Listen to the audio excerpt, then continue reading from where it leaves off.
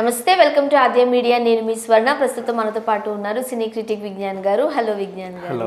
విజ్ఞాన్ గారు, లైగర్ సినిమాకి సంబంధించిన వివాదము ఇప్పటికీ ఏదో ఒక కొత్త రూట్ మార్చుతుందనే చెప్పాలి. రైట్, ఎగ్జిబిటర్స్ ధర్నా చేస్తున్నారు. ఎందుకు రోడ్డు మీద వరకు పూరి జగన్నాథ్ తెచ్చుకున్నారు? ఏంటి అసలు పూరి జగన్నాథ్ ఎందుకు తెచ్చుకున్నాడు?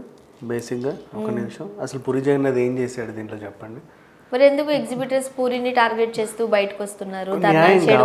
ఇదంతా కొంచెం పరువు పోయే పనే కదా. కరెక్టే, కాకపోతే ఏంటంటే పరువు ఉంచుకోవాలి అంటే నీకు డబ్బులు ఎందుకు ఇవ్వాలి? అసలు దేనికి ఇవ్వాలి? చిల్లర. వీళ్ళు ఏం చేశారు, కాన్ఫిడెంట్గా కొనేశారు సినిమాని.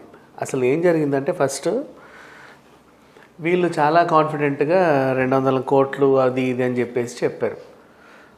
వాళ్ళు కూడా ఈ వరంగల్ శ్రీను అనే ఆయన ఇప్పుడు దిల్ రాజుతోనే పోటీ పడి శోభను నైజాంలో రిలీజ్ చేశారు. ఆయన 45 కోట్లకు కొన్నాడు దాన్ని. అంటే ఆయనకు ఒక పేరు ఉంది, బ్రాండ్ అనమాట. ఈ కొన్నాడు 45 అంటే ఏదో ఉండుంటుంది దీంట్లో. మనం కూడా చూద్దాం. ఎగ్జిబిటర్లో ఏం చేస్తే, ఎగ్జిబిటర్స్ అంటే ఎవరంటే ఇప్పుడు థియేటర్ ఓనర్ల కంటే మన లీజుకి తీసుకొని సినిమాలు రిలీజ్ చేసేవాళ్ళు. థియేటర్ ఓనర్లు వేరు, వీళ్ళు వేరు. సో వీళ్ళందరూ ఏం చేశారు, మంచిగా అదేంటి తలో 3 కోట్లకు ఒకడు, 4 కోట్లకు ఒకడు, ఇట్లా 4, 5 థియేటర్ లీజులు తీసుకుంటారు కదా. వీళ్ళందరూ ఈయన దగ్గరికి వచ్చి తీసుకున్నారు, నమ్మేశారు. అంటే అంత హైప్.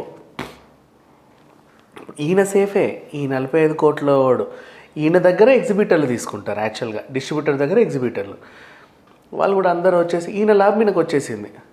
పర్లేదులే అమ్మయ్య అనుకున్నాడు. వాడు 45 పెడితే 60కో 70కో ఎందుకో మంచిగానే అమ్మేసుకున్నాడు ఆ రకంగా. వీళ్ళందరూ మంచిగా ఏదో తెచ్చాము మేము, ఇక అయిపోయింది, అసలు ఈ సంవత్సరం అంతా మా థియేటర్లు ఇదే ఆడొద్ది అని చెప్పి వేసేసుకున్నారు. అది ఒక్క ఆట 2 ఆటలకే పోయింది. అంటే కనీసము ఇప్పుడు మన ఏజెంట్ ఉంది ఫర్ ఎగ్జాంపుల్, అట్లీస్ట్ దానికి ఫస్ట్ 3 days కలెక్షన్స్ కూడా ఇంపార్టెంటే కదా. అట్లా ఫస్ట్ 3 days లాంటి కలెక్షన్స్ కూడా లైగర్కి రాలే ఒక రేంజ్లో. ఇక్కడే కాదు, అక్కడ ఇక్కడ ఎక్కడా రాలా. ఫస్ట్ యాక్చువల్గా వీళ్ళు హిందీలో రాత్రి, యూఎస్లో రాత్రి షో పడిపోగానే రివ్యూ వచ్చేసి, అవును దుబాయ్లో పడిపోయినా సార్ మనకు అక్కడ రివ్యూసే ఇంపార్టెంట్, ఇక్కడ ఇంపాక్ట్ చూపిస్తుంది. రాత్రికి అవి వచ్చేసాయి. అందరూ వామ్మో బోర్నాయనో లబోదిబో అంటుంటే వీళ్ళకి భయం వేసింది దెబ్బకి. భయం వేసి ఏం చేశారంటే వీళ్ళు ముందే ఫస్ట్ చూద్దాము, తర్వాత థియేటర్లు పెంచాలని లేదా ఆలోచించుకుందాం అన్నట్టుగా వాళ్ళు ముందే డైలమాలో ఉండి దాన్ని ముందే కంట్రోల్లో చేసుకున్నారు.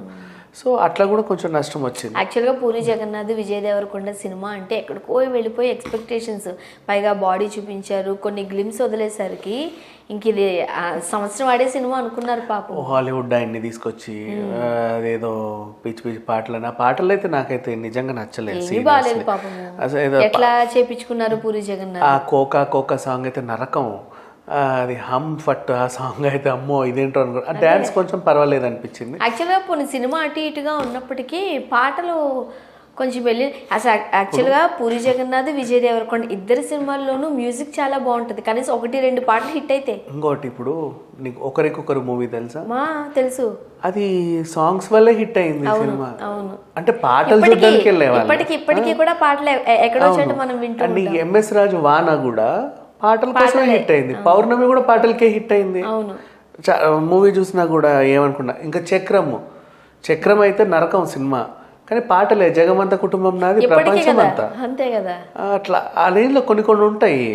అండ్ పాటలు నిలబెట్టే సినిమాలు కూడా చాలా ఉన్నాయి. ఇంకోటి చెప్పిన స్టూడెంట్ నెంబర్ 1 సినిమా ఎందుకు బాగా హిట్ అయింది అంటే, ఎక్కడో పుట్టి ఎక్కడో పెరిగే సాంగ్ని ప్రతి యాన్యువల్ డే ఫంక్షన్కి స్కూళ్ళల్లో కాలేజీలు అందరూ వేసరికి పిల్లలందరూ యాన్యువల్ డే తర్వాత వీళ్ళందరూ కలిసి స్టూడెంట్ నెంబర్ 1 చూసొచ్చుడు. అట్లా ఏది మన బలగం చూసినట్టుగా అట్లా బాగా హిట్ అయిపోయింది. చూసిన వాళ్ళే మళ్ళీ చూసి, అంటే బలగంకి ఏంటి అందరూ ఇట్లా కలిసి చూడాలి. స్టూడెంట్ నెంబర్ 1 ఏంటంటే యాన్యువల్ డే తర్వాత మళ్ళీ మనం కలుసుకుంటామో కలుసుకోమరా ఒక సినిమా చూద్దాం, ఏం చూద్దాం, స్టూడెంట్ నెంబర్ 1 చూద్దాం. అందులో అది ఉంది కదా. స్కూల్లో కూడా ఎంకరేజ్ చేశారు ఆ సినిమాని. అవును, సేమ్ అట్లాగే ముస్తఫా ముస్తఫా సాంగ్, ప్రేమ దేశం, ఫ్రెండ్షిప్ డే, ఫ్రెండ్స్ అందరు కలిసి ఇట్లా ఇట్లా ఇవి కొన్ని ఉంటాయి ఈ సాంగ్స్కి. దీంట్లో ఆ ఎక్స్పెక్ట్ చూసుకున్నా అది లేదు. సరే, అసలు ఏమీ లేదు ఫస్ట్ ఆఫ్ ఆల్. పైగా పోనీ విజయ్ దేవరకొండ డైలాగులు విందామా, అసలు మా ఓడేస్తాడు డైలాగులు చూడండి, ఈయనకేమో నత్తి మాట్లాడడమే రావట్లా. ఇన్ని డిఫెక్ట్లు పెట్టుకున్న తర్వాత సినిమా కొంచెం కష్టం అయింది. సరే, ఇప్పుడు ఈ ఎగ్జిబిటర్లు అంతా ఏంటి, మాకు న్యాయం జరగాలి, న్యాయం జరగాలి. ఇప్పుడు మీ న్యాయం గురించి మాట్లాడాలంటే నిన్ను ఎవడు కొనమన్నాడు చూడకుండా సినిమాని? ఈ మధ్య ఏంటంటే ఓవర్ కొన. ఒకప్పుడు అందరు వచ్చి ప్రసాద్ ల్యాబ్స్లో కూర్చొని నీట్గా సినిమా చూసి తర్వాత టీలు కాఫీలు తాగుతా ఎంత కొనొచ్చు అంటారండి రావు గారు అన్నట్టు మాట్లాడుకొని వాళ్ళందరూ డిస్కస్ చేసుకొని, నేను ఈ మాట మీద ఉంటే మీరు ఇదే మాట మీద ఉండండి అని వెళ్ళి ఇంత అని ఒక రేట్ చెప్పి వాళ్ళు కొనుక్కునేవారు. వాళ్ళని చూసి అంటే ఒక టైప్ ఆఫ్ గ్యాంబ్లింగ్ టైప్ అయిపోయింది ఇప్పుడు ప్రజెంట్. ఇప్పుడు ఏంటంటే దాని మీద 50 కోట్లు పెట్టడం, వాడు 50కి పెట్టాడు అంటే వీళ్ళందరూ వచ్చి 60 కోట్లకు కొనుక్కోవడం, వీళ్ళు 60 కోట్లకు కొన్నారంటే ఇంకోటి వచ్చి దాన్ని ఇంకెంతకో కొనడం. అంటే ఇట్లా గ్యాంబ్లింగ్ అయిపోయింది. అది రిలీజ్ అయిన తర్వాత అమ్మో నెత్తిమిత్త అడిగుడ్డ, ఇంకా ఏమీ మిగలదు. ఇప్పుడు వీళ్ళకి అది బీభత్సమైన లాస్ వచ్చింది. ఆ లాస్ కోసం ఇప్పుడు వీళ్ళందరూ ఏం చేశారంటే ఫిలిం ఛాంబర్ దగ్గరికి వెళ్ళి 4 టెంట్లు వేసుకొని మేమందరం కలిసి మూకుమ్మడిగా ఆత్మహత్య చేసుకుంటాం, మాకు న్యాయం చేయండి. అప్పటికీ పూరి జగన్నాథ్ ఏమన్నాడంటే పర్లేదండి నేను ఇస్తానన్నాడే తప్ప ఇవ్వనని కూడా నేను అనలా. అండ్ ఇంకొకటి వీళ్ళకి న్యాయం చేయడానికి ఆయన ప్రాపర్టీ అమ్ముదామనేసి అనుకున్నాడు. ఇస్తా అన్న వాళ్ళు ఆగాలి కదా, ఆగకుండా వీళ్ళు మళ్ళీ అదేంటిది రక్కీ ఫోన్లు చేసి అది చేసి ఇచ్చేసరికి ఒకసారి చిరాకు పడి అసలు ఎందుకు ఇవ్వాలి మీకు అనేసాడు.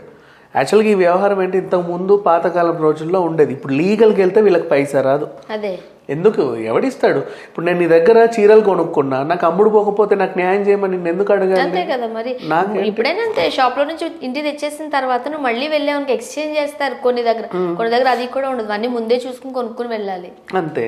దానికి పెద్ద ఇదేం లేదు. అండ్ ఇప్పుడు కోర్టులో కూడా నిలబడదు వీళ్ళకి, నువ్వు కొనేసావు కాబట్టి. ఒకటే అడుగుతారు, నువ్వు చూసి కొన్నావా చూడక కొన్నావా అని అడిగితే దగ్గర ఎవరి దగ్గర జవాబు లేదు. నమ్మకంతో కొన్నానండి అంటారు. మరి ఆ నమ్మకం నీ కర్మ, అది నిన్నెవడు నమ్మమన్నాడు? అంతే. ఇట్లా ఉంటే ఇక అయినప్పటికీ మన వాళ్ళు కొంతమంది ఇంతకుముందు కూడా ఎన్టీఆర్ లాంటి వాళ్ళు కానీ చిరంజీవి లాంటి వాళ్ళు కానీ ఏదన్నా ఫ్లాప్లు గీప్లు ఏదన్నా అయితే పాపం తిరిగి ఇచ్చేవాళ్ళు. కొంచెం నిర్మాతకు కూడా రెమ్యునరేషన్ తిరిగి ఇవ్వడం ఇట్లాంటివి జరిగేవి. ఆ వ్యవహారం కింద పూరి కూడా పర్వాలేదు ఆయన మంచోడు కాబట్టి నేను ఇస్తాలే అన్నాడు. ఇంకా కావాలండి ఇప్పుడు మొన్నటిదాకా సైలెంట్ ఉండి ఇప్పుడు ఎందుకు వచ్చారంటే మొన్న ఆయన వెళ్ళి వాళ్ళ ఆవిడతో ఫోటో దిగి రిలీజ్ చేసి నేను విన్నాను, నేను ఎక్కడికి వెళ్ళలేదు అని చెప్పేసి ఆ తర్వాత వెంటనే ఇస్మార్ట్ శంకర్ 2 అనౌన్స్ చేశాడు. అనౌన్స్ చేయగానే వీళ్ళందరూ రోడ్ ఎక్కారు. ఈయన కొత్త సినిమా తీస్తున్నాడంటే ఈయన దగ్గర ఇంకా చిల్లర ఉంటాయి, అవన్నీ పట్టుకెళ్దాం పదండి అని వచ్చారు. మళ్ళీ దాని బదులు నెక్స్ట్ సినిమా ఇంత చాలా వ్యవహారాలు ఇప్పుడు ఆచార్య డిస్ట్రిబ్యూటర్స్ అందరికీ నెక్స్ట్ గాడ్ ఫాదర్ని కొంచెం తక్కువ రేటుకో ఫ్రీగానో ఇచ్చాడు చిరంజీవి గారు.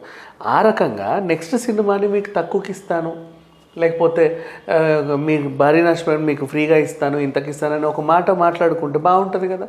అట్లీస్ట్ సంథింగ్ ఆ డిమాండ్ వీళ్ళు అడిగిన పూరి చేస్తాడు, పెద్ద విషయం ఏం కాదు. బట్ వాళ్ళు అది మైండ్లో పెట్టకుండా ఇక్కడికి వచ్చి రోడ్డుకి ఎక్కి ఆయన పరువు తీసి వీళ్ళ పరువు తీసి ఎవరు మైకులు వేసినా ఆవేశంగా మాట్లాడి ఏం చేద్దామని ఆ జంక్షన్ దగ్గర ఒక హడావిడి ఉంటుంది, అంతకుమించి పెద్ద విషయం. అంటే ఫిలిం ఛాంబర్ దిగొచ్చి పూరి నీ వల్ల మా పరువు పోతుంది వాళ్ళకి ఇవ్వమని వార్నింగ్ ఇవ్వాలన్నా వీళ్ళది, లేదా వీళ్ళు భయపెడితే పూరి దిగొచ్చి నెక్స్ట్ సినిమా మీకు ఫ్రీగా ఇస్తానని హామీ పత్రం ఏమైనా రాసి ఇవ్వాలా, బాండ్ పేపర్.